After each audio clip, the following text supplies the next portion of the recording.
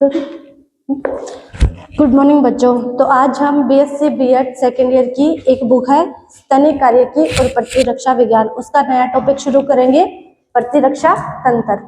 तो सबसे पहले देखो कि प्रतिरक्षा होती क्या है। तो हमें पता है कि इस दुनिया में या फिर इस संसार में बहुत सारे रोग कारक पाए जाते हैं, ठीक है, जो कि अलग अलग जगहों पे जैसे वायु में, जमीन में या फिर जल में पाए जाते हैं, जो मनुष्य को रोगी बनाते हैं।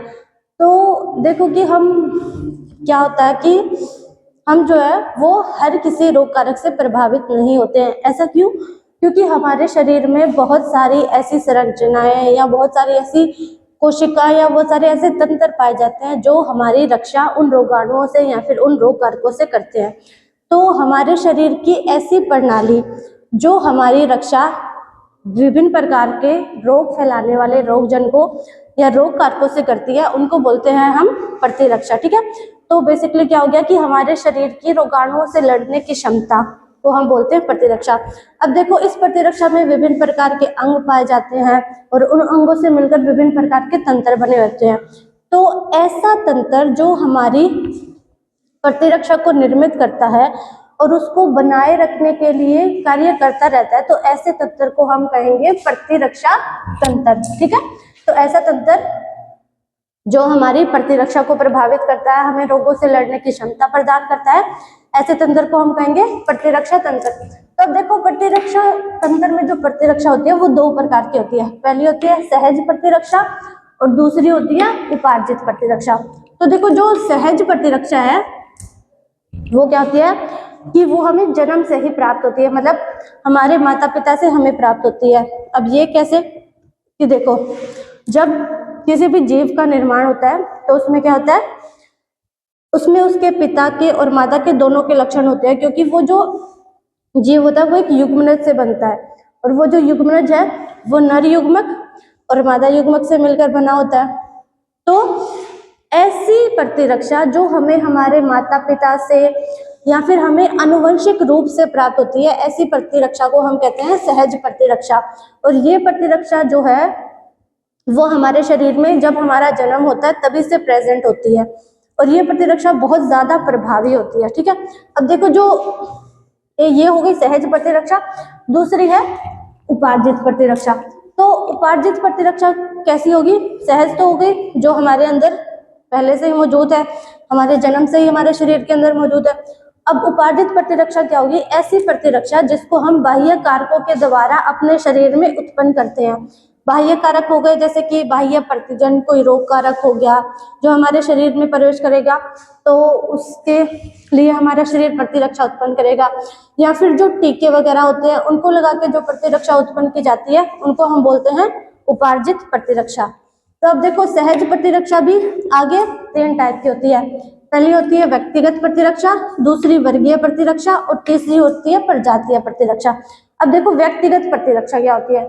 तो हमें पता है कि जितने भी मनुष्य इन संसार में है या जितने भी जीव इस संसार में है वो क्या है कि सब अलग अलग है, उनके जीन्स की संरचना, उनके डीएनए की संरचना सब अलग अलग होती है। तो ऐसे ही एक व्यक्ति हो गया और दूसरा व्यक्ति हो गया, तो दोनों व्यक्तियों में क्या होता है कि जो भी उनकी प्रतिरक्षा होती है, उनके शरीर के अंदर जो प्रतिरक्षा पाई जाती है, उनके अंदर जो रोगाणुओं से लड़ने की क्षमता होती है वो क्या होती है, अलग अलग पाई जाती है। और इसी प्रकार की प्रतिरक्षा को हम कहते हैं व्यक्तिगत प्रतिरक्षा, कि जो दो व्यक्तियों में प्रतिरक्षा होगी उनके रोगाणुओं से लड़ने की क्षमता अलग अलग होगी, ठीक है। जैसे देखो कि अगर कोई रोग है, जैसे कि अगर खांसी वगैरह है या कोई बुखार वगैरह है, तो वो अगर एक व्यक्ति में ज्यादा हो रहा है, दूसरे व्यक्ति में हो ही नहीं रहा है, तो मतलब दूसरे व्यक्ति का जो शरीर है उसने बहुत ज्यादा अच्छी प्रतिरक्षा ग्रहण कर रखी है, तभी उसमें वो बीमारियां नहीं हो रही। दूसरा है वर्गीय प्रतिरक्षा। अब ये क्या होता है कि जैसे विभिन्न प्रकार के वर्ग है इस संसार में, जैसे जो उभयचर जीव है, मछलियां हैं, पक्षी अलग वर्ग के हैं, रेप्टिलिया अलग वर्ग के और स्तनधारी अलग वर्ग के, ठीक है। तो विभिन्न प्रकार के वर्गों में जो अलग अलग प्रतिरक्षा पाई जाती है उनको हम कहते हैं वर्गीय प्रतिरक्षा। अब देखो, जैसे स्तनधारी जीव है, स्तनधारियों में जो मनुष्य है उसमें क्या है, जैसे हैजा, पोलियो, चेचक, ये वगैरह रोग हो जाते हैं, ठीक है। लेकिन जो अन्य स्तनधारी जीव है, जैसे व्हेल मछली हो गई या फिर हाथी हो गए, बंदर हो गए, उनमें क्या है, ये मतलब पोलियो, हैजा, चेचक, ये वाले रोग नहीं पाए जाते हैं। तो एक ही जाति के अलग अलग वर्गों में पाए जाने वाली प्रतिरक्षा को हम कहेंगे वर्गीय प्रतिरक्षा। जैसे ये हो गया स्तनधारियों में, स्तनधारियों में मनुष्य में जो रोग पाए जाते हैं वो दूसरे स्तनधारियों में नहीं पाए जाते हैं, ठीक है। तो ये हो गई वर्गीय प्रतिरक्षा। दूसरी है प्रजाति प्रतिरक्षा। तो एक ही जाति के जीवों में, ठीक है, या फिर जो विभिन्न प्रकार की जातियां होती है, जैसे कि निग्रो प्रजाति है, एक प्रजाति है निग्रो, ठीक है, मनुष्य की प्रजाति है। उसमें क्या है कि जो पित्त जवर है, उस प्रजाति के लोगों में पित्त जवर नामक रोग नहीं पाया जाता है, लेकिन जो बाकी मनुष्य हैं उनमें ये रोग पाया जाता है। मतलब कि अलग अलग प्रजातियों में होने वाली प्रतिरक्षा को हम कहेंगे प्रजातीय प्रतिरक्षा, ठीक है। अब आगे हम पढ़ेंगे कि जो सहज प्रतिरक्षा है उसको प्रभावित करने वाले कौन कौन से कारक है, या फिर ये जो प्रतिरक्षा है ये किन किन कारणों से प्रभावित होती है, इसका किन किन कारणों पे क्या क्या प्रभाव पड़ता है। तो सबसे पहले इसका हो गया आयु, ठीक है, कि सहज प्रतिरक्षा को प्रभावित करने वाला पहला कारक हो गया आयु। अब देखो, जब किसी भी बच्चे का जन्म होता है और जैसे जैसे वो बढ़ता है, ठीक है, तो उसके शरीर में बहुत सारे परिवर्तन होते हैं, उसके अंगों का विकास होता है, उसमें हड्डियों का विकास होता है। तो देखो आयु क्या होता है कि अगर कोई भी हम छोटा बच्चा माने और एक वयस्क मनुष्य माने, तो जो छोटा बच्चा होगा उसका जो प्रतिरक्षा तंत्र होगा वो वयस्क मनुष्य की तुलना में कम होगा। और एक जो वयस्क मनुष्य हो गया, जैसे अगर 20 से 25 साल का कोई मनुष्य है, उसका जो प्रतिरक्षा तंत्र है वो उस छोटे बच्चे के प्रतिरक्षा तंत्र से बहुत ज्यादा विकसित होगा, उसमें बहुत कम रोग होंगे, ठीक है। तो सबसे पहला कारण हो गया, सबसे पहला कारक हो गया आयु, कि आयु भी प्रतिरक्षा तंत्र को प्रभावित करती है। छोटे बच्चों की प्रतिरक्षा तंत्र कम होती है और वयस्क मनुष्य की प्रतिरक्षा तंत्र ज्यादा होती है। और जैसे जैसे वो वयस्क मनुष्य, उसकी आयु बढ़ती जाती है, जैसे जैसे वो बुढ़ा होता जाता है, वैसे वैसे क्या होता है कि उसका जो प्रतिरक्षा तंत्र है वो धीरे धीरे कम होने लगता है, उसमें फिर जो जितने भी रोगाणु होते हैं उनका प्रभाव ज्यादा पड़ने लगता है उनके शरीर पे, ठीक है। और ऐसे करके उसकी प्रतिरक्षा क्षीण होने लगती है वयस्क मनुष्य की तुलना में। अब दूसरा कारक है पोषण, ठीक है। तो जो हमारा प्रतिरक्षा तंत्र है, प्रतिरक्षा तंत्र में जो भी कोशिकाएं पाई जाती है या जो भी अंग पाए जाते हैं, उनका प्रभाव हमारे पोषण पे भी पड़ता है। अगर हम अच्छा भोजन ग्रहण करते हैं, सारे विटामिन, मिनरल्स, खनिज, कार्बोहाइड्रेट, प्रोटीन सब अच्छे से कंज्यूम करते हैं, उनको अपने खाने में, ठीक है, अगर शामिल करते हैं तो हम अच्छा पोषण प्राप्त करते हैं। और पोषण का प्रभाव हमारे प्रतिरक्षा तंत्र पे भी पड़ता है। तो हम जितना ज्यादा पोषण ग्रहण करेंगे या फिर जितना अच्छा खाना खाएंगे जिसमें प्रोटीन की मात्रा ज्यादा हो, विटामिन हो, कार्बोहाइड्रेट हो, तो वो हमारे प्रतिरक्षा तंत्र को विकसित करने में या फिर बढ़िया रखने में मदद करेंगे। और अगर हम अच्छे से भोजन नहीं करेंगे, जंक फूड वगैरह ज्यादा खाएंगे, तो उसका प्रभाव हमारे प्रतिरक्षा तंत्र पे भी पड़ेगा। और अगर प्रतिरक्षा तंत्र कमजोर हो जाएगा तो क्या है, हमें बहुत सारी बीमारियां होने लग जाएगी, ठीक है। इसीलिए हमेशा अच्छा भोजन करना चाहिए, ठीक है। दूसरा है लैंगिकता, तीसरा है लैंगिकता। अब देखो लैंगिकता का मतलब क्या है कि नर और मादा, ठीक है, अलग अलग होते हैं दोनों। तो लिंग का प्रभाव भी प्रतिरक्षा तंत्र पे पड़ता है। जैसे जो नर होते हैं उनका प्रतिरक्षा तंत्र थोड़ा महिलाओं की तुलना में थोड़ा ज्यादा विकसित होता है, ठीक है। और जो महिलाएं होती हैं उनका प्रतिरक्षा तंत्र कुछ कम विकसित होता है। और वैसे ही जैसे कुछ रोग होते हैं जो अनुवंशिक रोग होते हैं, ठीक है, उनमें भी क्या है कि जो महिलाएं होती हैं या जो फीमेल्स होती है वो ज्यादातर क्या होती है कि जो अनुवंशिक रोग होते हैं उनकी वाहक होती है, उनमें वो रोग नहीं पाया जाता। क्यों? क्योंकि जो मादा होती है या फिर जो फीमेल होती है उसमें क्या है, डबल एक्स गुणसूत्र पाए जाते हैं, XX2, और नर में XY पाए जाते हैं। तो जो ज्यादातर अनुवंशिक रोग होते हैं उनका जो रोग कारक होता है वो X गुणसूत्र के जीन पे पाया जाता है। जब मादा में 2 X गुणसूत्र होते हैं तो वो क्या होता है कि वो उस जीन को ज्यादा प्रभावी नहीं होने देते हैं, ठीक है। लेकिन नर में क्या है, सिर्फ 1 X गुणसूत्र है, तो वो जो रोग कारक जो X गुणसूत्र पे पाया जाएगा वो अपना प्रभाव ज्यादा दिखाता है, जिसके कारण जो अनुवंशिक बीमारियां होती है उनमें जो फीमेल होती है वो रोग वाहक होती है, मतलब कि वो उस रोग को एक पीढ़ी से दूसरी पीढ़ी में पहुंचाती है। लेकिन जो नर होते हैं वो क्या होते हैं, उस रोग के रोगी होते हैं, ठीक है। चौथा है हमारे हॉर्मोन्स।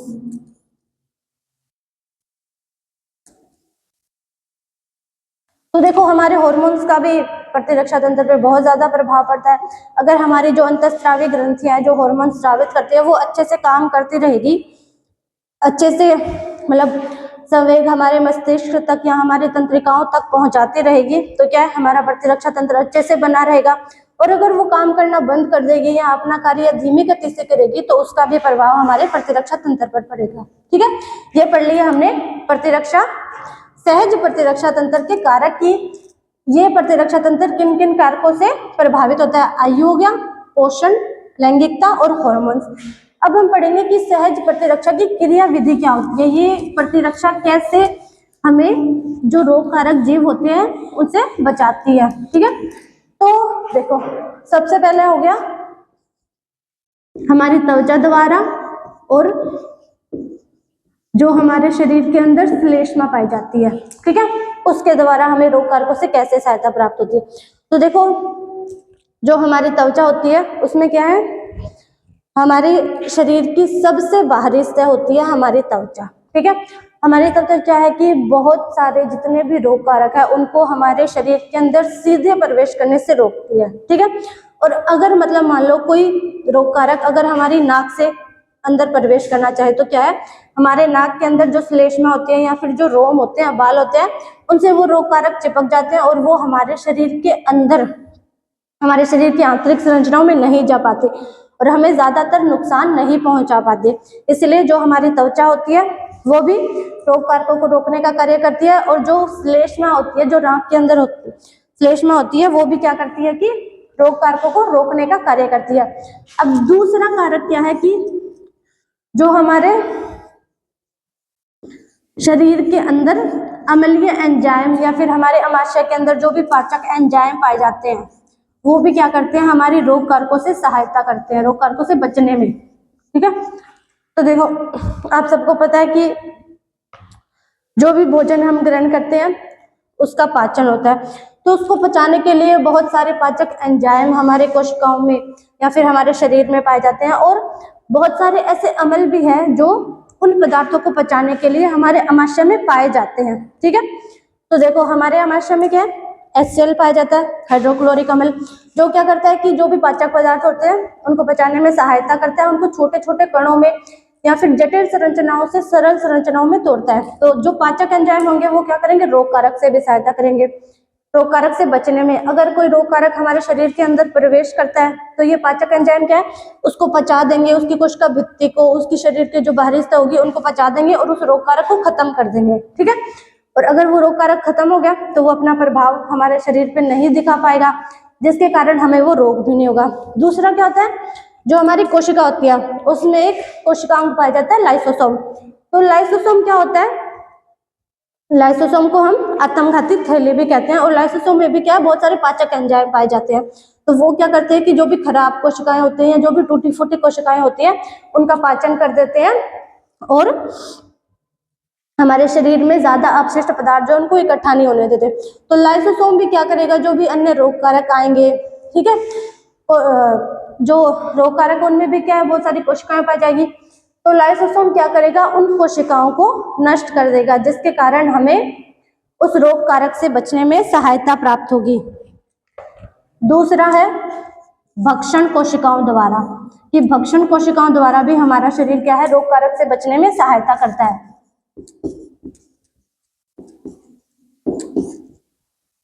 अब देखो भक्षण कोशिकाएं क्या होती है कि जो भी हमारा शरीर है उसके अंदर प्रतिरक्षा तंत्र पाया जाता है। तो जो प्रतिरक्षा तंत्र है उसे चलाने के लिए बहुत सारे अंगों का इस्तेमाल होता है, और वो अंग किससे मिलकर बने होते हैं, उत्तकों से, और जो उत्तक होते हैं वो कोशिकाओं से मिलकर बने होते हैं। तो जो कोशिकाएं होती है जिनसे वो उत्तक मिलकर बने होते हैं, उत्तकों से अंग, और फिर अंग तंत्र जो प्रतिरक्षा तंत्र बना होता है, उसकी जो कोशिकाएं होती है उसको बोलते हैं भक्षण कोशिकाएं। भक्षण कोशिका क्या करती है कि हमारे शरीर के अंदर अगर कोई रोग कारक या फिर कोई रोगजनक प्रवेश किया तो उसका भक्षण कर देती है। ठीक है, उसके प्रति प्रतिजैविक उत्पन्न करती है बॉडी में, और उन प्रतिजैविकों का उपयोग फिर उस रोग कारक पे करती है और उसका भक्षण करके उसे नष्ट कर देती है, ताकि वो रोग कारक आगे हमें नुकसान नहीं पहुंचा सके। ठीक है, अगला है इंटरफेरोन।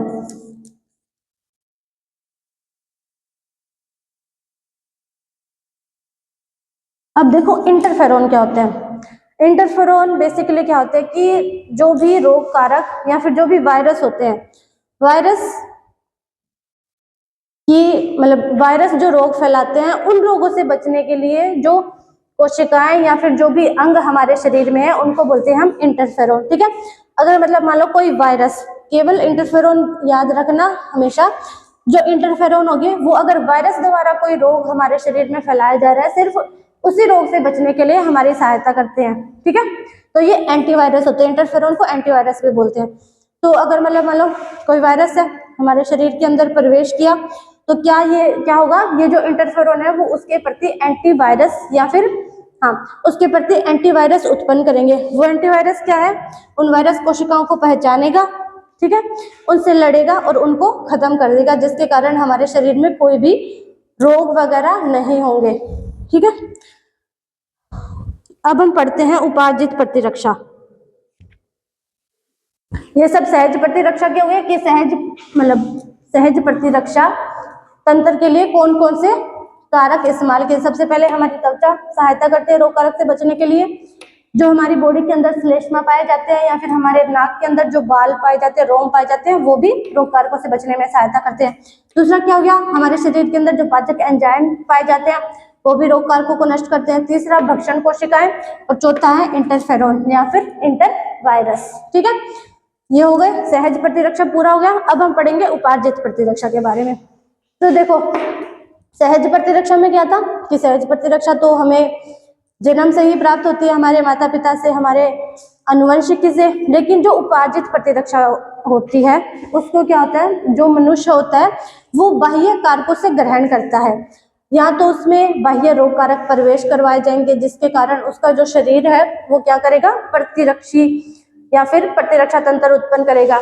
या फिर क्या है, जो टीके वगैरह हम लगाते हैं उसमें भी क्या है, प्रतिजैविक या फिर एंटीवायरस औषधियां होती है, तो उन टीकों की सहायता से भी हमें उपार्जित प्रतिरक्षा प्राप्त होती है। लेकिन देखो जो सहज प्रतिरक्षा होती है वो हमें जन्म से प्राप्त हुई, तो इसीलिए क्या है, उसका जो टाइम पीरियड होगा मतलब वो ज्यादा लंबे समय तक हमारे शरीर को रोगों से सुरक्षा प्रदान करेगी। लेकिन जो उपार्जित प्रतिरक्षा है, जो हम बाह्य वातावरण से ग्रहण करेंगे, बाह्य कारकों से ग्रहण करेंगे, वो क्या है कि कम समय के लिए सक्रिय रहती है, मतलब कम समय के लिए रोगाणुओं से हमारे शरीर की रक्षा कर पाती है। अब उपार्जित प्रतिरक्षा भी क्या है, दो टाइप की होती है, पहली है सक्रिय और दूसरी है निष्क्रिय। ठीक है, तो सक्रिय प्रतिरक्षा क्या होती है कि जैसे किसी प्राकृतिक कारण से कोई रोग कारक हमारे शरीर के अंदर प्रवेश कर गया, ठीक है, तो सक्रिय उपार्जित प्रतिरक्षा में क्या होगा कि हमें प्रतिरक्षा तंत्र को बाह्य रोग कारक हमारे शरीर के अंदर प्रवेश करवा के उसे सक्रिय करना पड़ेगा, वो अपने आप सक्रिय नहीं होगी। तो अगर कोई बाह्य रोग कारक हमारे शरीर के अंदर प्रवेश किया तो उससे लड़ने के लिए हमें प्रतिरक्षा तंत्र उत्पन्न या प्रतिरक्षा उत्पन्न करनी पड़ेगी, और वो प्रतिरक्षा उत्पन्न करने के लिए बाहर से रोग कारक आए तभी हमारा प्रतिरक्षा तंत्र सक्रिय हो पाता है। इसीलिए इसको हम बोलते हैं सक्रिय उपार्जित प्रतिरक्षा तंत्र, क्योंकि इसको सक्रिय करवाया जाता है बाहर से रोग कारक को प्रवेश करवा के। ठीक है, अब है कि जो सक्रिय प्रतिरक्षा होती है वो भी क्या होती है, दो टाइप की होती है, एक होती है प्राकृतिक और दूसरी होती है कृत्रिम। तो देखो प्राकृतिक में क्या होता है कि जैसे मतलब मान लो चेचक बीमारी है, ठीक है, तो चेचक बीमारी क्या है, अगर एक मनुष्य में चेचक बीमारी हो गई, ठीक है, उसमें वो बीमारी हुई और उसको हमने दवाइयां वगैरह दी और वो ठीक हो गया, तो उसमें क्या है, उस रोग के प्रति प्रतिरक्षी उत्पन्न हो गए। अब अगर दोबारा चेचक रोग के रोग कारक उस व्यक्ति के शरीर में प्रवेश करना चाहे वो, या फिर वो रोग दोबारा फैलाना चाहे, तो क्या होगा कि उस व्यक्ति में वो रोग नहीं हो पाएगा। क्यों? क्योंकि उसके शरीर में पहले से ही जो चेचक रोग के रोग कारकों को मारने के लिए पहले से ही प्रतिरक्षी उसमें उपलब्ध है।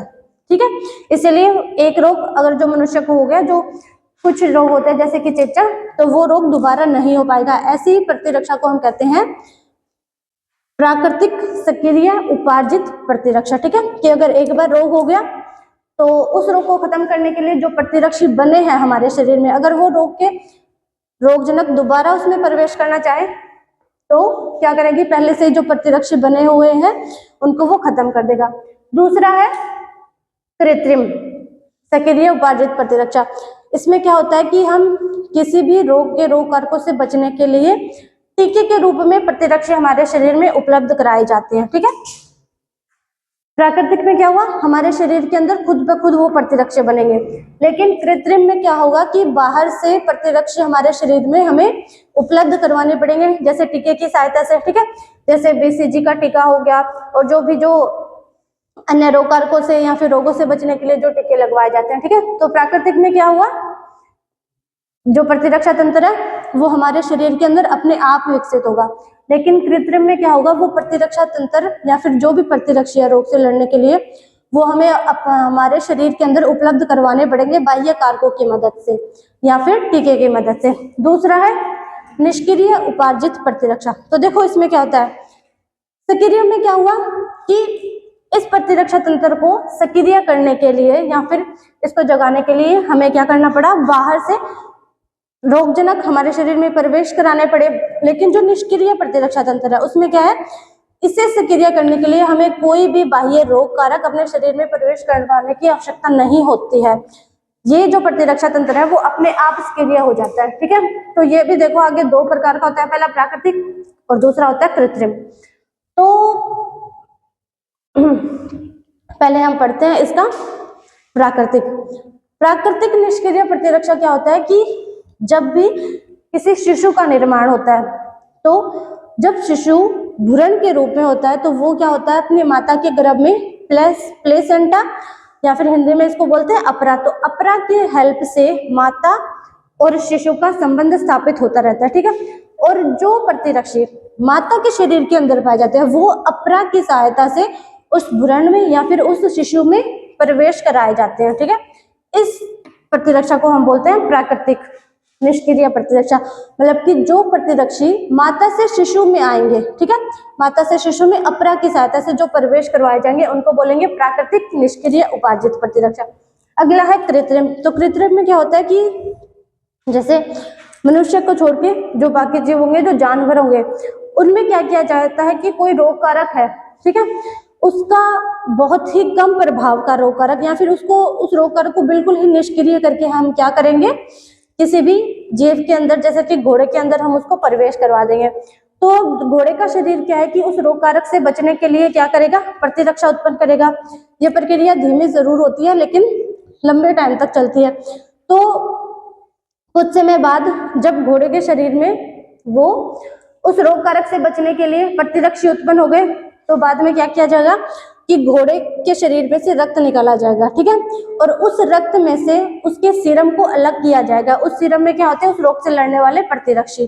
बाद में क्या होता है, उस सीरम को, अगर वो रोग मनुष्य में होता है तो उस सीरम को मनुष्य के शरीर में प्रवेश करवा दिया जाता है। ठीक है, जिसके कारण उस सीरम में पहले से प्रतिरक्षी प्रेजेंट थे, तो जब उस सीरम को मनुष्य के शरीर में प्रवेश करवाया जाएगा तो मनुष्य का शरीर उस रोग के लिए, उसमें पहले से प्रतिरक्षी उपस्थित होंगे। ठीक है, और उस रोग से बचने के लिए उसमें फिर बहुत सारे प्रतिरक्षी आगे और बनते रहेंगे और मनुष्य उस रोग से बच जाएगा। उसका रोग कारक जो है वो मनुष्य के ऊपर ज्यादा प्रभाव नहीं दिखा पाएगा। ठीक है, इसका उदाहरण है जो टिटनस का टीका है। ठीक है, तो टिटनस का टीका है घोड़े के अंदर, पहले हमने क्या किया, टिटनस के जो रोगजनक है या फिर टिटनस टीका जिस रोग के लिए दिया जाता है उस रोग के रोग कारक या तो बिल्कुल निष्क्रिय अवस्था में प्रवेश करवाए होंगे या फिर उनकी कम क्रियाशील अवस्था में प्रवेश करवाए। फिर जब घोड़े में उसके प्रति प्रतिरक्षों का निर्माण हो गया तो घोड़े के ब्लड में से सीरम को अलग करके वो सीरम मनुष्य के शरीर में उपलब्ध करवाई और उस सीरम से क्या किया, एक टीके का निर्माण किया गया जो कि टिटनस का टीका कहलाता है। ठीक है, इस रोग से बचने के लिए। ठीक है, तो क्या पढ़ा, उपार्जित प्रतिरक्षा तंत्र, उपार्जित में सक्रिय और निष्क्रिय। सक्रिय में क्या होगा कि इस प्रतिरक्षा तंत्र को सक्रिय करवाने के लिए हमें बाहर से रोग कारक उपलब्ध करवाने पड़ेंगे। ठीक है, और निष्क्रिय में ये अपने आप सक्रिय हो जाता है, इसमें कोई भी रोग कारक दोबारा उपलब्ध नहीं करवाने पड़ते। सक्रिय भी प्राकृतिक और कृत्रिम दो प्रकार का होगा। प्राकृतिक क्या होगा कि जो प्रकृति से मिलेंगे और कृत्रिम जो टीके वगैरह हो गए। फिर निष्क्रिय में प्राकृतिक जो भ्रूण को अपनी माता से मिलेंगे और कृत्रिम हो गए जो किसी और जीव में रोग कारक प्रवेश करवा के और फिर मनुष्य को प्रतिरक्षी बनाए जाते हैं। ठीक है, तो आज के लिए इतना ही, आगे का टॉपिक हम पढ़ेंगे कल।